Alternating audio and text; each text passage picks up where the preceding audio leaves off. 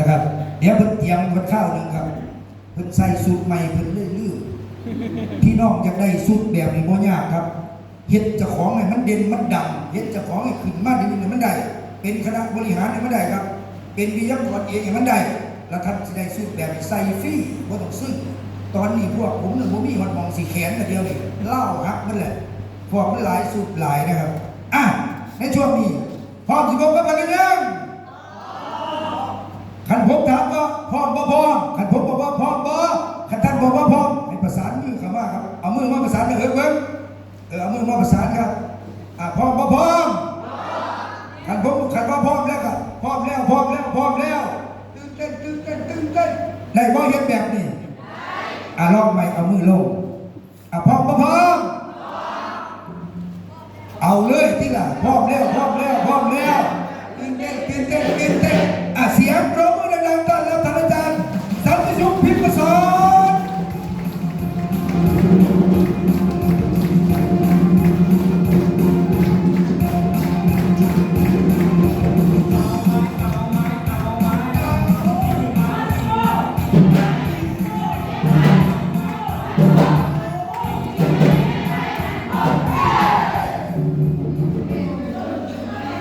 สบายดีเป็นทางการให้โอกาสตัวมือก่อนอื่นการขออนุญาตแนะนำซื้อสันติสุขพิมพ์สอนเป็นผอบริษัทพาสโกหรือว่าผู้อำนวยการบริษัทพาสโกดาววันนี้การดีใจเนาะแต่ผมซึ่งเป็นเกียรติที่นะครับขอจากท่านประธานพาสโกหายมากบรรยายขอเรื่องมีงานมีเงินมีเที่ยวนะครับมีรางวัลพิเศษเพื่อให้ทุกท่านนะครับผู้ย่างละเอียดแบบนี้ดีบ่ก็คืออย่างที่ข้าพเจ้าเองเนาะก็เรียนกับขอเรียนตั้งประธานบริษัทพาสโกมือวายดาวมือวายไทยอยู่ในนอกหัวใจในประเทศนอกก็ขอเรียนทั้งประธานบริษัทพาสโกดาวทั้งของประธานก็จะมีทั้งคณะบริหารคณะกรรมการของบริษัทพาสโกดาวก็คือเพื่อเป็นไปตามวาระของการประชุมเขาก็คืออย่างที่ข้าพเจ้าเป็นมาบรรยายในวันนี้ก็คืออยากขอความร่วมมือทั้งทุกท่านเรื่องการใส่เสียงเนาะเพราะว่าข้าพเจ้าจะบรรยายในวันนี้ประมาณ10 ชั่วโมงอย่างเดียวดีบ่แบบนี้ดีบ่ประมาณเกิน1 ชั่วโมงเนาะก็แสดงคือตั้งใจฟังเนาะเพื่อเอาข้อมูลไปเนาะเอาไปนำใส่เพราะว่าทุกท่านเข้ามาในวันนี้ก็คือเรื่องที่ต่างๆที่ผ่านมาในหูกันเบิดเนาะว่าเข้ามาเฮ็ดจังได๋แต่ว่าขอหลักๆก็คือเฮาก็เคยได้ยินว่ามีงานกันแบบใดแม่นบ่มีเงินกันแบบใดแล้วก็มีเที่ยวกันแบบใดแล้วก็จะมีแบบมีรางวัลพิเศษแบบใดเนาะก็ฉะนั้นก็คือเพื่อเป็นการศึกษาใช้เวลาเนาะเพราะว่าข้าพเจ้ามีเวลาจำกัดเนาะฉะนั้นจะให้ทุกท่านตั้งใจฟังกันนี่เนาะคืออย่างบริษัทเฮาก็คือเป็นบริษัทพาสโกอยู่แล้วเนาะเข้าใจเฮาต้องใส่ซับให้มันถือเด้อเพื่อนำเสนอพาสโกเนาะจริงๆผมว่าเสียง S 9มันเป็นอะไรพาสโกเนาะพาสโกดาวเนาะคืออย่างที่ธุรกิจของเฮาบริษัทของเฮาเฮ็ดเวียกมันจะมีอยู่2แบบให้ทุกท่านเข้าใจก็คือเบื้องตามหน้าจอไปนํกันเนาะก็คือขายตรงแล้วก็บวกเครือข่ายหรือว่าเฮาฮู้ใจฮู้จักก็คือ SLM แล้วก็ MLM หลายคนเข้าใจแต่ก็หลายคนยังบ่ทันเข้าใจก็คือขายตรงแล้วก็บวกเครือข่ายตัวนี้พอเข้าใจเนาะขายตรงเฮาต้องไปเฮ็ดต้องไปขายต้องไปนำเสนอเนาะเฮาอยากมีกำไรต้องมีการซื้อการขายเกิดขึ้นแม่นหรือบ่และการเรื่องการเครือข่ายบางคนมาขายขายเก่งขายผู้เดียวดีบ่ดีได้บ่ได้แต่ถามว่าเฮาอยากขายให้มันได้เงินได้เฮาสามารถขายผู้เดียวได้บ่ได้ยามเฮาเจ็บยามเฮาป่วยยามมีบุญบาตรการเมืองเฮาไปขายได้บ่ได้แสดงมันจึงเป็นหยังต้องมีตัวเครือข่ายแบบนี้ก็คือเครือข่ายเป็นส่วนคนคันบอกตามภาษาวัฒนธรรมก็คือส่วนคนมาเป็นสมาชิกเข้าใจบ่บัดนี้เข้าใจบ่เฮาต้องได้เฮ็ด2อย่างเฮ็ดอย่างใดอย่างหนึ่งบ่ได้มันจะบ่ครบตามวิธีการของบริษัทเฮาเพราะว่าต้องได้เฮ็ดคู่กันไปเนาะอย่างเครือข่ายขายตรงเนาะแผนขายตรงของเครือข่ายแล้วก็ในธุรกิจ PG ดาวเฮานี่มีอยู่5แบบให้จำอยู่มือเฮามีจังนิ้วมี10 นิ้วแล้วเบิ่งเป็นจังนิ้วนิ้วแสดงว่าให้เอาชื่อว่าเฮามีอยู่5-6แบบเช่นเดียวกันนี่คือในบริษัทเฮามีบูธต่อผิดว่ากันไป1เนาะตอบหานิ้วเหรอ มีบ่โอ้สิบ่ได้เพิ่มก็แน่ไหนบ่นั่นนี่นะนี่เริ่มต้นธุรกิจทุกคนคือการเนาะทุกอย่างทุกบริษัททุกอย่างต่างๆเกิดมาเริ่มต้นเป็นธุรกิจเป็นสมาชิกแต่ในพาสโกของเราเนี่ยให้เขาเข้าใจง่ายๆว่าการสมัครสมาชิกในพาสโกเราเนี่ยจือไว้เด้อมี2รูปแบบหนึ่งก็คือซื้อสินค้าเป็นแบบเป็นสุดเราจะได้เป็นสมาชิกฟรีเลยดีบ่ตัวอย่างว่าซื้อปุ๋ยตัวนึงซื้อปุ๋ยน้ำเป็นสุดซื้อกาแฟเป็นสุดแต่เป็นเลยหรือว่าจะมีการแบบให้เขามีให้เดี๋ยวมันก็มาคอยว่าอยากขายปุ๋ยหรืออะไรกาแฟเขามีสุดความสวยความงามตัวอย่างเราเป็นสบู่เป็นเครื่องสำอางเขาจะมีการเริ่มต้นในการสมัครเป็นสมาชิกก็คือเริ่มต้น650 บาทเดี๋ยวข้าพเจ้าจะลงลึกอีกทีนึงเนาะแต่ว่านี่ก็คือเนื่องในการทำเป็นบริษัทของเราเริ่มต้นทุกคนสามารถเข้ามารวมน้ำใดอยู่ภายใต้เงื่อนไขหาข้อนี้เนาะว่าทุกคนต้องการแบบใดคือทางบริษัทเรายินดีต้อนรับทุกทางเพราะว่าจะเป็นแบบใดก็ได้แบบตัวอย่างเราเป็นผู้บริโภคเป็นผู้ซื้อบางคนมาอาจารย์เขาก็อยากเป็นสมาชิกได้บอกได้เขาอยากซื้อใส่แต่คนที่มาซื้อใส่ซื้อกินซื้อใส่ต่างๆก็คือจะมีชวนโดนให้มีท่องเที่ยวฟรีให้เอาบอแบบนี้เอาบอนี่คือว่าเป็นผู้บริโภคซื้อกินซื้อใส่วันนี้ภาคส่วนตัวที่2ก็คือเกิดว่าเป็นภาคส่วนที่ได้เป็นภาคส่วนหน้าหนาเข้าใจเข้ามาหน้าหนาเนาะโมเมนต์หน้าเป็นหน้าหนาก็คือจะมีผลประโยชน์ให้ทางบริษัทเราจะแบ่งปันผลประโยชน์ให้แต่ว่าเริ่มต้นจาก2-4%คำว่าหน้าบริษัทต้องไปซื้อต้องไปเฮ็ดเองนี่บ่เพียงแต่4 เป้าร่องพ้น4 เป้าบอกให้ทั้งบริษัทไปเฮ็ดบริษัทจะแบ่งผลประโยชน์ให้2-4%นั่นคือซื้อตัวนี้ไปเลยเนี่ยเอาบ่แบบเอาบ่เขาเฮ็ดเป็นหน้าเด้กันก็แต่อาจสิบ่ได้หลายปานใดเนาะเพราะว่าบ่ได้เฮ็ดงานแม่นบ่แม่นตัวนี้คือตัวที่2เด้อบัดนี้ตัวที่3ก็คือในภาคส่วนธุรกิจตัวนี้ขยายแล้วก็บริการคนที่เฮ็ดเป็นธุรกิจก็คือต้องได้เริ่มต้นจากการเข้ามาเรียนแบบที่เฮาเฮ็ดกันเนาะแบบนี้คือเราในภาคส่วนของธุรกิจแล้วก็ในภาคส่วนธุรกิจจะเป็นแบบเขาจะมีเงื่อนไขคือทั้งรายวันราย10 วันแล้วก็ได้เดือนขั้นว่าเฮ็ดเป็นธุรกิจรวมกันจริงๆกับบริษัทมันจะมีแบบนี้แล้วก็มันผลประโยชน์จะได้หลายกว่าทั้งเป็นภาคส่วนในหน้าแล้วก็ผู้บริโภคอยู่แล้วแม่นบ่ทานว่าพอเฮ็ดเป็นธุรกิจแต่ว่าต้องใส่คำว่าเฮ็ดธุรกิจจริงๆมันมีเฮ็ดธุรกิจเด่นๆแบบนี้เนาะแต่ว่าเป็นธุรกิจจริงๆแล้วก็ภาคส่วนตัวที่4ก็คือเป็นตัวแทนองค์ของเป็นตัวแทนของบริษัทเนาะเป็นตัวแทนของบริษัทคือยังเป็นคณะกรรมการเป็นคณะบริหารต่างๆที่เฮาเรียนขันในตามระบบว่าหลายคนเรียนเข้าตามระบบก็คือทุกท่านเห็นบ่เสือสูทสีเห็นบ่อะไรคือว่าอยู่ในองค์การต่างๆของบริษัทแล้วก็ตัวที่5ตัวที่5นี่ก็คือเกิดว่าถ้าทานมีสินค้ามีผลิตภัณฑ์อยากเอาเข้ามารวมในบริษัทเฮาก็ได้นี่คือว่าเป็นหุ้นส่วนเนาะทีนี้จะลงเดินได้อีกแบบนึงก็คือให้เขาเข้าใจว่าบางคนว่าอยากมีสินค้าเนี่ยเขามาวางน้ำแต่ว่าตัวนี้ตรงในผ่านเกิดผ่านการเรียนทุกอย่างของระบบแล้วเรียนระบบแล้วสามารถเอาสินค้าเขามาได้ดีบอแบบนี้ว่าหมายถึงเป็นหุ้นส่วนกับบริษัทเนาะตัวนี้ก็คือย่างหาเงินไขย่างหาพอที่ทุกท่านสามารถเป็นได้เนาะตัวนี้นี่คือยังมีงานมีเงินมีเที่ยวมีรางวัลพิเศษครบจบในคนเดียวนี่คืออยู่พีจีลาวเนาะไปต่อเรื่อยๆเนาะข้าพเจ้าจะอธิบายไปให้เรื่อยเพื่อทุกท่านเข้าใจมีงานแนวใดเนาะมีเงินแนวใดมีเที่ยวแนวใดแล้วก็มีรางวัลพิเศษแบบใดเข้าใจแล้วหรือยังเข้าใจบ่ไม่เข้าใจจะบอกอธิบายยังไม่เข้าใจเนาะโอเคสั่งพอเรื่อยๆนี่บริษัทพาสโกดาวเฮานะครับเข้าใจว่าบ่มีค่าสมัครเป็นสมาชิกเพียงแต่ทานสื่อสินค้าเป็นสูตรขึ้นไปทานจะได้เป็นสมาชิกทันทีเลยหรือว่ามันจะมีถามว่าทานต้องการเป็นความสวยความงามคือเริ่มต้น650 บาทแต่ว่าทานบริษัทเนี่ย650 บาทมาฟรี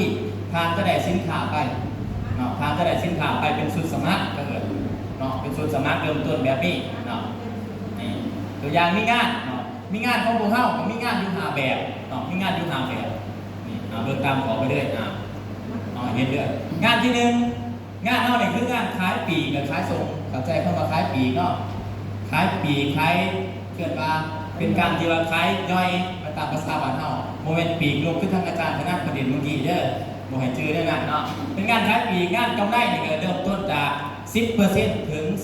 240%ทานมาดีบ่ได้ดีบ่กำไรในการขายขึ้นกับว่าผู้ใดสิมีการตลาดผู้ใดขายเก่งขายบ่เก่งเอาว่าซั่นๆเนาะนี่คืองานการขายงานการขยายสมาชิกงานการขยายสมาชิกก็คือเป็นงานการไปส่วนคนมาเป็นสมาชิกนะบริษัทพาสโกล่าเฮาจะแบ่งเกินว่ามีผลตอบแทนก็คือเริ่มจาก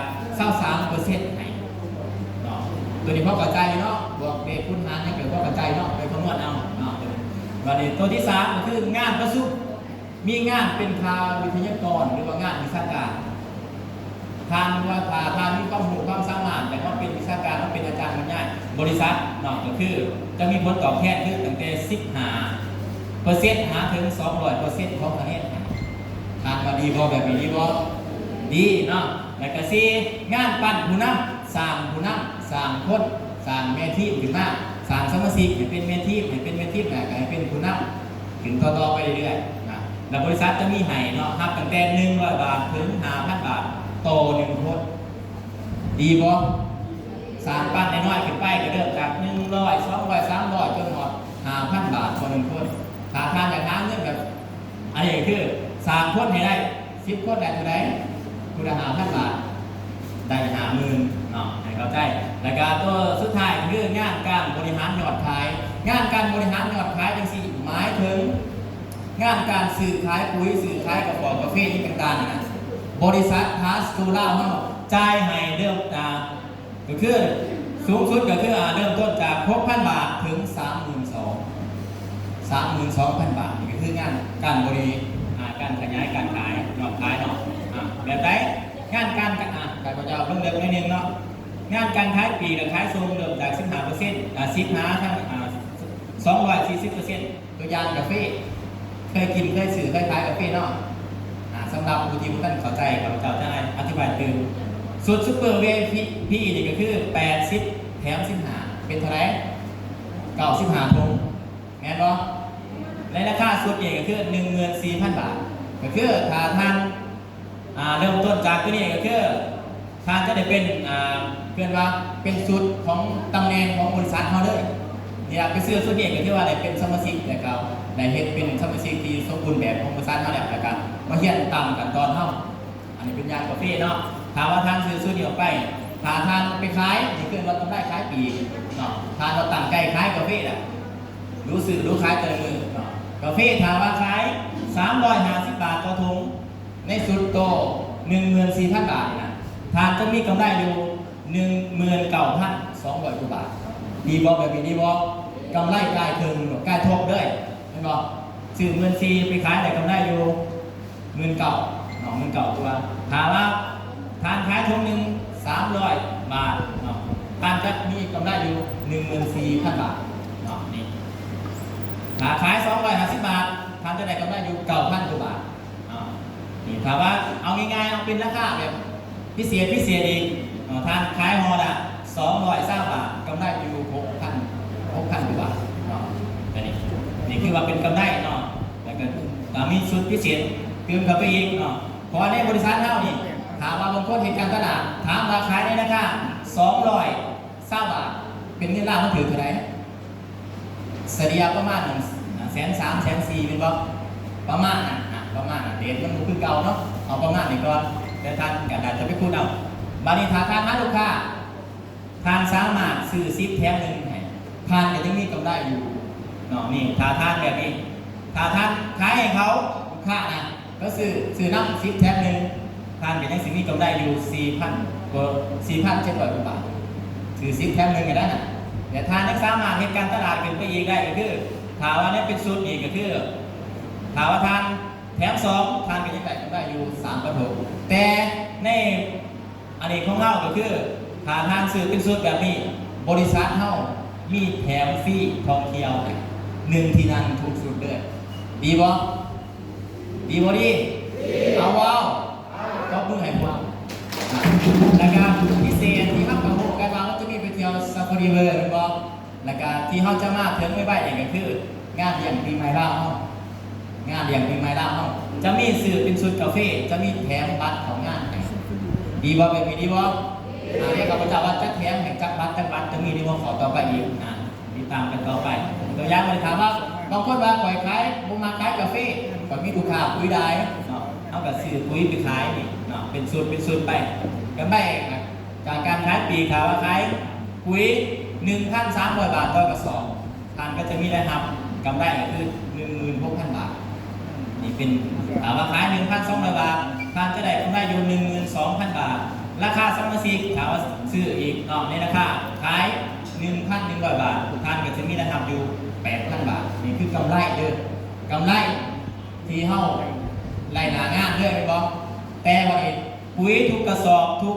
รหัสทุกต้นซื้อออกไปมีคะแนนหมดคะแนนขนาดนี้จะเก็บไว้ไล่เป็นเงินอีกซึ่งข้าพเจ้าจะอธิบายในหัวข้อต่อไปอีกนี่เขาบอกเฉพาะกำไรเด้อกำไรชื่ออะไรกำไรถามว่าเป็นราคาเปิดตลาดเขาขายเอาแบบราคาบ่สูงที่หอด1,300เนาะนี่ก็คือถามว่าขาย950 บาททานก็ยังมีกำไรอยู่ 2,000 บาทต่อต้นใส่เข้ามาต้นเข้าใจเนาะตั้งอย่างซับซ้อนเลยเนี่ย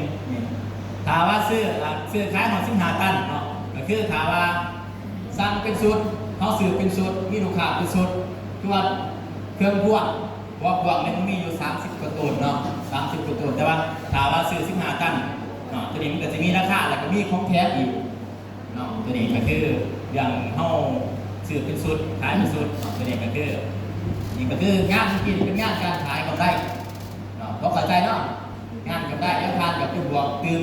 คำนวณตื่นอย่างนั้นเนาะมาในต่อมาข้อที่2ก็คืองานขยายสมาชิกงานขยายสมาชิกนี่บริษัทเข้าใจผลตอบแทนไหนก็คือ23%เนาะ23%แบบไหนเริ่มต้นจากอย่างที่ผมข้าพเจ้าว่าสมัครครบ150 บาทแต่ทานจะได้สูตรความสวยความงามไปเอาไปใส่เอาไปขายต่อทานสวยขึ้นงามขึ้นดีบ่แบบนี้ดีบ่อย่าลืมเรื่องบางงานเขาเฮ็ดธุรกิจในพาสโกเขาต้องขายตัวเองก่อนโมเมนต์ซื้อขายเด้อเรื่องโมเมนต์นี่แหละเด้อหมายถึงว่าเขาอยากขายสิ่งใดได้เขาใส่สิ่งนั้น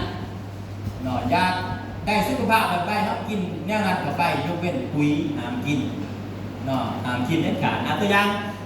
งมาสมัครครบ150 บาททานจะได้เป็นชุดสบู่นี่เนาะเป็นชุดสบู่บีโฟมีอยู่7 ก่อน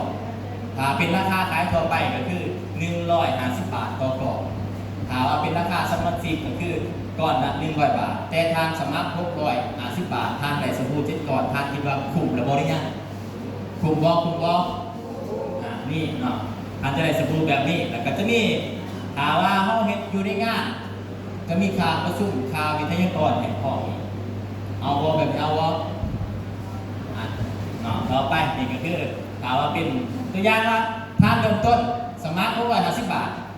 เนี่ยทานเริ่มต้นสมัคร610 บาทแล้วทานไปในน้ำอันนี้เป็นซื้อสมุดเด้อโมเมนต์ว่าข้าพเจ้าว่าให้ไปในน้ำผู้ซื้อฝาหลอกก่อนลูกไปหาแต่คนซื้อฝาให้รถบาทมันว้าวเด้อมีเด้อตัวนี้เด้อจะเป็นซื้อสมุดไปก่อนไปในน้ำผู้ซื้อฝาซื้อแดงซื้อเขียวซื้อขาวซื้อยักษ์กระยาเด้อซื้อยักษ์กระยาถ้าเขาซื้อสมัคร650 บาทเนาะสมัคร650 บาทบริษัทจะให้ค่าในน้ำทานทันทีเลย150 บาทเอาบ่ได้ว่าก็เพื่อให้คนเอางานพอกันง่ายบ่เริ่มต้นการสมัครซื้อเลยตัวอย่างว่าสมัครตัวนี้เนาะสมัครตัวชุด650 บาทไปนั่งพื้นสมัคร650 บาทก็ได้สบู่ไปหรือว่าจะมีตัวกล้องสวยกล้องงามจะมีเป็นโลชั่นน้ำหอมเป็นสครับคัดผิวผู้ใดเคยใส่อย่างนี้เนี่ยคงมีเท่าผู้ใดเคยใส่เนี่ยคุณน้ำถึงมือเลยดีบ่ถามคุณน้ำมาอยู่กลางล่างเนาะไปในน้ำตัวนี้ได้บริษัทต้องการให้แบบบ่จำกัดทานอย่างในน้ำ10 คน100 คน1,000 คนในมือเดียวบริษัทก็ยินดีใจบ่มีกำหนดมือนี้ในน้ำ10 คน20 คนทานแบบพูดเอาไปเลยนี่จะบ่มีกำหนดเด้อให้ทานเข้าใจแบบนั้นส่วนเพียงแต่สมัคร650 บาทแต่สินค้ามันได้1,000 กว่าบาทมูลค่าเมื่อทานเป็นสมาชิกกับการซื้อ1,000 กว่าบาทนี่ก็คือประเด็นข้อที่3งานประชุมนี่ทานจะได้ครับค่าวิทยากรหรือว่าวิชาการเริ่มตั้งแต่ 15% ถึง 200% ของ PV ตัวอย่างว่าทานมีเป็นอาจารย์บรรยาย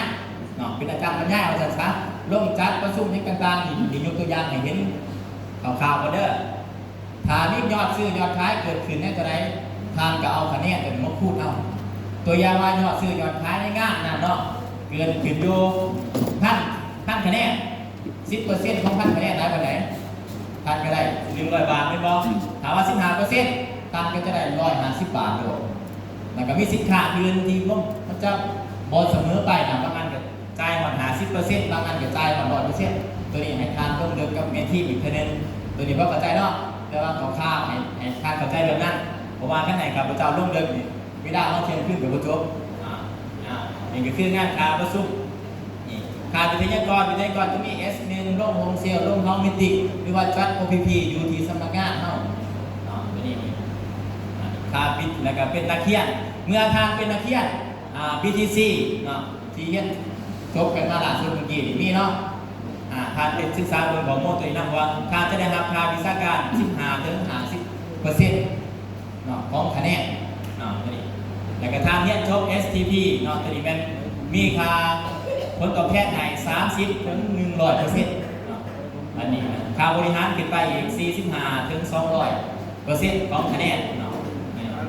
แต่ว่าตัวนี้ต้องเลยสำหรับวิชาการที่ได้ออกแบนเนอร์เข้าใจเข้ามาแบนเนอร์อยู่บ่หลายคนไปเข้าใจหรือว่าพวกเข้าใจเนาะแบนเนอร์ที่นู่นแบนเนอร์ก็คือตารางงาน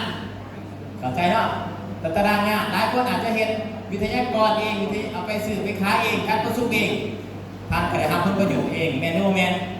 แต่ถ้าท่านบ่ได้ออกแบนเนอร์หรือว่าตารางงานแจ้งตามที่เราเห็นกลุ่มอยู่บ่ทายโหมเทศก็เขียนจะมาพื้นที่นั่นโรงพยาบาลนั่นเรื่องงานนั่นแล้วก็แจ้งในทั้งบริษัทแจ้งในทั้งทานห้องแจ้งในทั้งตัวทำพิสอบนี่ครับผู้แล้วบริษัทเราจะมีขาดจะมีว่าได้ก็ต้องไปเฮ็ดเองในตัวคือผู้ได้เห็นบ่อาจจะมีเนาะแต่ถือว่าท่านบอกถึงต้องไปออกเป็นเนื้อหรือว่าตารางงานตัวนี้ก่อนที่3ในค่าประสุต่างๆของคะแนนนี่มีบอกเป็นเนื้อเห็นบ่แบนเนอร์เป็นภาษาอังกฤษถ้าเกิดเราเป็นเนื้อแต่ภาษาบ้านเราเป็นยังตารางงานเข้าใจเด้อให้บอกให้ออกแบนเนอร์คือเข้าใจว่าตารางงานเอาไปมีบ้างยังเพจเกี่ยวกับเสือหรือว่าหลายๆเพจที่ออกกันแบบนี้ตัวนี้จังสิได้ครับค่าตอบแทนแบบนั้นมาในงานปั่นผู้นำก็คือจะหับอยู่ทานอัน100 บาทถึง5,000 บาทต่อทานเมื่อทานในส่วนเราเป็นสมาชิกให้เขามาเรียนรู้เนาะเอาเขาเรียนตามระบบขั้นตอนของเขาเมื่อเขาผ่านขันนั้นผ่านขันนี้ผ่านขันนั้นมันก็เขาจะมีรายละเอียดไหนทางแบบนี้ดีบ่แบบนี้ดีบ่หมายถึงเขาซื้อกินซื้อใส่ตัวเฮ็ดธุรกิจยังดังคะแนนมันขึ้นมากไหนไม่บ่แต่ยังสิมีได้เพิ่มตัวงานปั่นผู้นำนี่มันมีมาให้อีกฉะนั้นหลายๆทางบริษัทเนาะมีหลายทางเนี่ยฉะนั้นอยากให้ทุกท่านศึกษาด้วยกันให้ละเอียดเนาะเพื่อว่าวางแผนนี่อย่างเสืองานปั่นผู้นำเหมือนผู้นำแบบได้มันจะมีเริ่มต้นจากผู้นำเด็กเสือสีแดงนี่เป็นผู้นำยังข้างหลัง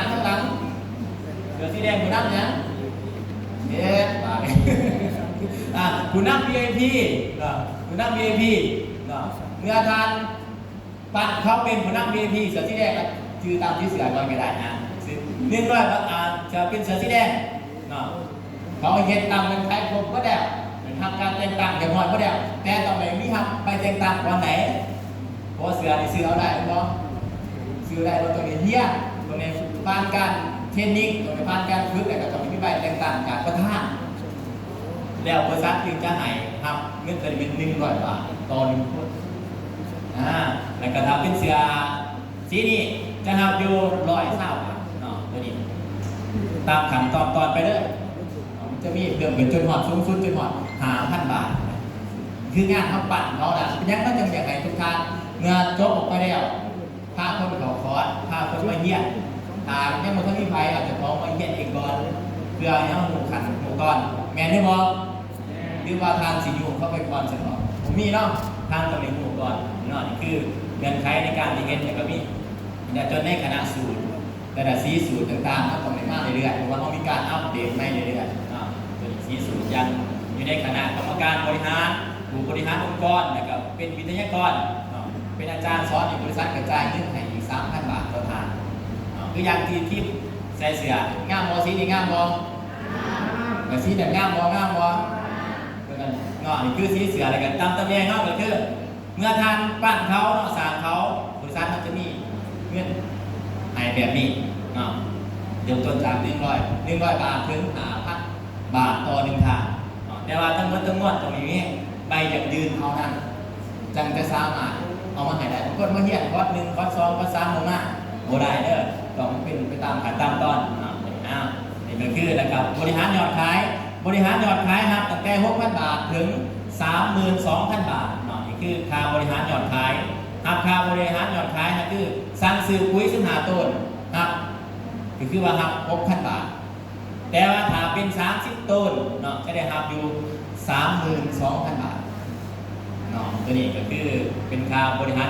ยอดขายเนาะแล้วก็มีตำแหน่งผู้นำ CEO เนาะเป็นผู้นำ CEO ที่ว่ามีเสือเป็นประจำตำแหน่งเนาะทุก3 เดือนจะมีการแข่งขันผู้ใดที่ว่าเป็นตำแหน่ง CEO แล้วถ้ามีการแข่งขันก็คือถ้าอะไรที่1เนาะจะมีเงินสดให้ 20,000 บาทเนาะในที่2 10,000 บาทในที่3 5,000 บาทเนาะตัวนี้นี่เป็นตำแหน่งเนาะมีเงินนี่ก็คือผ่านหน้าเมื่อกี้นี่เป็นงานเนาะเป็นงานเข้าใจแล้วว่าเป็นงานแบบไหนเข้าใจเนาะก็คืองานที่เราต้องเฮ็ดแบบที่ข้าพเจ้าอธิบายพันหน้าแต่ต่อมาเนี่ยเป็นงานผ่านมีงานแล้วสิมีเงินตามมาเนาะมีเงินตามมาส่วนว่าแผนเงินก็คือจะมีได้ก็คือหา2 ทางกันแผนงานเฮามีหา2 ทางแผนเงินเฮาก็มีอีกหา2 ทางให้ทานชื่อไว้คืออยู่มือเฮามีสิทธิ์เป็นบ่ว่ามีสิทธิ์บ่ตอบสิทธิ์ไปเนาะแผนงานก็หาแผนเงินก็หาร่วมกันเป็นสิทธิ์บ่ครบบ่ว่าได้สมบูรณ์แบบบ่ให้เฮาชื่อไว้แต่เฮาต้องทานตามขั้นตอนจะสิไปตอบว่ามือเฮามีหาเด้อนี่เอาแผนเงินมาดิแผนเงินจังได๋บัดนี้ก็คือแผนเงินนี่ก็คือเป็นรายได้ตามผังงานแผนเงินจะมีจากหลักๆแล้วก็คือเป็นว่าเป็นจากคะแนนบาทนี้ก็ต้องอย่างไรคะแนนเฮ็ดจังได๋บัดนี้อย่างไรคะแนนเฮ็ดจังได๋อยากได้คะแนนต้องซื้อแม่นบ่แม่นคะแนนเกิดขึ้นจากการซื้อบ่แม่นการขายเอาหลายคนคือว่าจังซั่นจากการซื้อคะแนนเกิดขึ้นมีอยู่2 ทางที่1คือทางซื้อเองจริงบ่แบบเป็นจริงบ่ทางที่2คือหาคนอื่นมาซื้อหาลูกค้ามาซื้อจริงบ่แต่ทั้งหมดทั้งมวลเกิดจากการซื้อเห็นบ่ทางซื้อเป็นชุดปั๊บบริษัทเอาคะแนนเอาเงินเข้าในระบบมันก็เป็นคะแนนให้มาในทางนี้คะแนนเกิดขึ้นโบนัสจึงออกเด้อถ้าต้องเข้าใจแบบตรงกันแบบไหนเนาะคะแนนในทางที่ว่าทางต้องเกิดขึ้นจากการซื้อบ่แม่นการขายเพราะว่าถ้าทานซื้อแล้วทานไปขายสร้างสินค้ามันก็ยากอีกเนาะบางคนก็ไปขายบ่ได้ก็มีเนาะแต่ให้เข้าใจว่างานต้องซื้ออย่างเดียวแต่มี2 แบบทางซื้อเองที่ว่าหาทีมงานมาซื้อหาสมาชิกมาซื้อตัวนี้วันนี้เอามาเบิ่งได้หา2 ทางจาก PG ตัวนี้เป็นแผนในระบบเลยเนาะของบริษัทบัตโกขยายธุรกิจอีก7 สัตว์ขยายธุรกิจ7 สัตว์หมายความว่าจะได้หมายความว่าทานไปส่วนคนอื่นมากทานจะได้รับผลประโยชน์หรือว่าเป็นโบนัสเป็นเงินที่บริษัทจะจ่ายให้ทานนี่ถึง7 สัตว์เข้าใจคำแบบว่าสัตว์ตึกๆอยู่บ่คันเบาเดี๋ยวเขานำว่า7 สัตว์แต่7 คนโมเมนต์เรื่องว่าในสัตว์นี่มันมีหลายคนเดี๋ยวเราเดินอีกเดือนนึงแล้วก็เมนทีเด้อแต่สิ่งอธิบายเขาจะให้เขาจะเอาเป็น7 คนก่อนก็ได้เด้อเป็น7 คนก็ได้อาจจะเคยได้ยินคำว่าลูกหลานเล่นหลอดบ่ลูกหลานเล่นหลอดนี่คือก็หมายว่าค่าขยายธุรกิจ7 สัตว์เดี๋ยวเขาจะอธิบายตื่นแต่กับค่าบริหารทีมฟังออนก็คือหมายความว่า 80% ของคะแนนฟังออนในธุรกิจของเฮานี่เนาะเริ่มต้นจากมันจะมีทีมงานสายครัวมันบ่สายครัวในธุรกิจใดก็ตามโดยเฉพาะในของเฮามันต้องมีคะแนนถึงมา2 ขางมันบ่ถึงมา2 ขางเนาะแต่มันก็สิมีขางน้อยขางหลายแม่นได้บ่มันจะบ่สามารถขึ้นมาพร้อมกันเด้อแม่นบ่มันขึ้นมาเลยบ่ทดเอาเงินเป็นตารางก็คือตัวนี้ก็จะนับจากคะแนนบริหารทีมจากฟังออนก็คือคะแนนน้อยนะคะแนนน้อยขึ้นมาเท่าไหร่เอาคิดเอาโดดว่า 80% ของคะแนนถ้าคะแนนฟังขวาขึ้นมา10,000 คะแนนฟังซ้ายขึ้นมา คะแนนเกือบ5,000คะแนนมันเป็นฟางอนไหมบ่ก็เอาตัว5,000มาคำนวณตัวนี้เนาะบริษัทกระจายสูงสุดให้50,000 บาทต่อวันตัวนี้ถ้าเขาเฮ็ดได้ตามที่บริษัทบอกก็คือบริษัทจ่ายให้เลย50,000 บาทต่อวันเดือนหนึ่งมีจักวันเดือนหนึ่งมี40 วัน40หรือ30โอ้แสดงว่ายังได้ดีอยู่ตัวมืออายุ30ก็คือบริษัทจ่ายให้50,000 บาทต่อวันในตามระบบคะแนนขึ้นมาเท่าไรเกี่ยวสูงสุดใจเพราะเอาเนาะสมิเนาะหน่อไล่พวกนี้ยิ่งกับ10 บาทต้องเอาถึง50,000 บาทแล้วก็มือละ2,000 บาทนี่คือเพื่อแล้วแน่นอนแต่บริษัทจ่ายให้แต่ตรงนี้คะแนนเกิดขึ้นมีประเด็นโบนัสค่าเม็ดซี3 สัตว์เอามาถึงเม็ด2 เม็ด4ก็มาอีกเนาะตัวนี้เนาะค่าเม็ดซีก็คือหมายถึงว่าเขาในการที่เขาสร้างสมาชิกเกิดขึ้นมาเนาะสร้างสมาชิกเกิดขึ้นมามันถ้าจะได้เป็นสั่งกับเพื่อนก็ว่าดูร้านเด่นเนาะมันจะมีเป็นสั่งจริงๆแต่จะลงเดินเข้าไปอีกเนาะตอนนี้นะวันนี้ได้ครับจากแพนดี15 สั่ง150%แล้วก็มีนะครับโบนัสเป็นเงินเดือนตำแหน่งบริหาร 2,500 บาทถึง 110,000 บาทต่อเดือนเอาเดินไปบอกไปเดินงุกกันก็ว่าเนี่ยอย่าฝ่างุกเด้อชื่อว่าตัวนี้มีเงินเดือนให้ในเบียกบริษัทเท่าในแผนเงินในท่านอาจจะว่ามีเงินเดือนให้เริ่มต้นจาก 2,500 บาทถึง 110,000 บาทตัวนี้หมายถึงว่าเมื่อขึ้นเป็นตำแหน่งคุณวุฒิของบริษัทแล้วตัวนี้ก็จะมีเป็นเงินแผนต่างๆอีกนี่เริ่มต้นแน่บริษัทของเท่านี่เพียงแต่บริษัทเท่ามีเพียงตำแหน่งเดียวแต่ว่าที่เหลือหมายความว่านะครับเงินเป็น2,500 ถึง 110,000หมายความเป็นเกียรติยศเป็นคุณวุฒิแต่ก็คือไอ้เฮาชื่อไว้บริษัทพาสโกล่าท่านเขาถามในต่อว่ามีตำแหน่งเดียวก็คือตำแหน่งข่าวไดมอนด์บัดนี้เป็นตำแหน่งข่าวไดมอนด์เป็นจังได๋คะแนนที่สะสมหรือว่าซื้อเขาจะเริ่มต้นจาก 1,000 ถึง 5,000 คะแนนเป็นยังคือมีหอด 1,000 ถึง 5,000 คะแนนง่ายๆเด้อถ้าซื้อมาเดียว 1,000 คะแนน 1,000 คะแนนก็คือปุ๋ยจักต้นปุ๋ย2 ต้นกาแฟจักสุด1 สุดแล้วก็มีสินค้าตัวอื่นก็เป็นปุ๋ยน้ำ1 สุดนี่ก็คือ1,000 คะแนนทางซื้อออกเป็นโมเดลทางเป็นตำแหน่งข่าวในหมดเลยดีบ่แบบดีบ่บางคนเคยซื้อบ่ได้ก็อยากสะสมแต่ยินดีแต่จะเพิ่มจาก 1,000 บาท 1,000 คะแนนเป็น 5,000 สะสมไปเรื่อยๆสูงขึ้นไปเรื่อยๆก็ได้คือกันแต่ว่าทานจะสาแห้งแล้วก็ซื้อหลายแม่นบ่ถ้าเลือกได้ทานจะเอา 1,000 หรือ 5,000 เอา 5,000 5,000ก็เอาต้มมือให้พวก 5,000 แบบแรกเด้อตัวนี้เด้อเป็นว่านี่เป็นตำแหน่งซื้อครั้งเดียวสะสมของอะไรของเราได้เราเป็นหุ้นส่วนธุรกิจนี่วันนี้ผลประโยชน์จากแผนนี้นี่คือเมื่อทานเป็น 1,000 คะแนนแล้วทานไปน้ำปลาแดงเหลืองเขียวขาวนี่กับตาหนึ่งเป็นซื้อเด้อซื้อสมมติเด้อซื้อสมมติถ้าทานไปน้ำผู้ที่1ซื้อ 1,000 คะแนนหรือว่าซื้อเป็นสุดทานจะได้รับเงินทันที 1,000 บาทเอาวะทานไปน้ำผู้ที่2ที่3ที่4ก็พูดไปตามนั้นแล้วก็มีกำหนดอีกว่ากำหนดว่าต้องในน้ำจะคนทานในน้ำเป็น100ท่านจะรับเงินไปเลยเป็น100 คนนะเป็น100 คนเป็น1,000 คนทานจะรับเงินตามนั้นไปเลยเงินเป็นคายนะไอ้เขาในน้ำซื้อปุ๋ยเขาในสมาชิกท่านบอกเลยว่าขายกินกำไร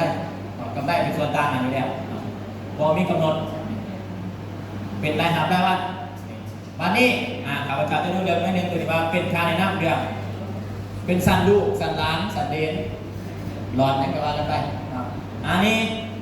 ถ้าว่าท่านสามารถเนี่ยเป็นตำแหน่งเฉพาะเป็นตำแหน่งคาในหมดเด้อถ้าท่านจะเป็นท่านมีสิทธิ์นำเข้าใจเนาะเข้าใจตรงกันนี่ก็คือถ้าท่านในน้ำหมู่ที่1เขาซื้อปุ๋ย2 ต้นก็คือ 1,000 คะแนนหรือว่า10 ขายกระดาษหา 1,000 คะแนนทานจะหับ 100% ของหับอยู่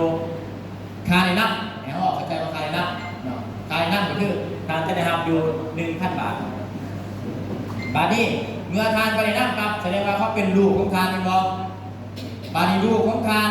ลูกในธุรกิจเด้อลูกในธุรกิจจะสิเข้าใจเด้อลูกในธุรกิจวัน วันนี้ลูกเรียนธุรกิจไปในน้ำแสดงว่าลูกหันไปน้ำพื้นลูกเขาจะได้ตัวเงิน1,000 บาทลูกจะได้ตัวเงิน1,000 บาทแต่บริษัทก็ยังจะมาจ่ายให้ทานอีก20%ก็คือทานจะได้เพิ่มอีก200 บาทดีบอแบบนี้ดีบอเพราะว่าทานแล้วก็ลูกแล้วก็ร้านนี่บริษัทจะจ่ายให้อีก20%ก็คือ200 บาทผู้ลูกเนี่ยเขาไปนั่งเขาก็ได้เองเขาผู้ใดได้นั่งผู้นั้นได้เด้อจะสิเป็นคิดกันเดือนเงินตัวการในน้ำไหนเนาะแล้วเขาจะกันเนาะมานี่ยังบ่พอ